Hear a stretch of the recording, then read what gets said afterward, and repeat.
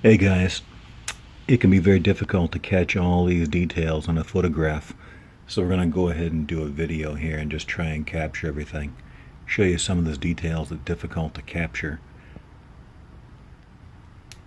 The hand rub finish on the flats and the clip grind, the two-tone finish, the silver solder work down here on the guard,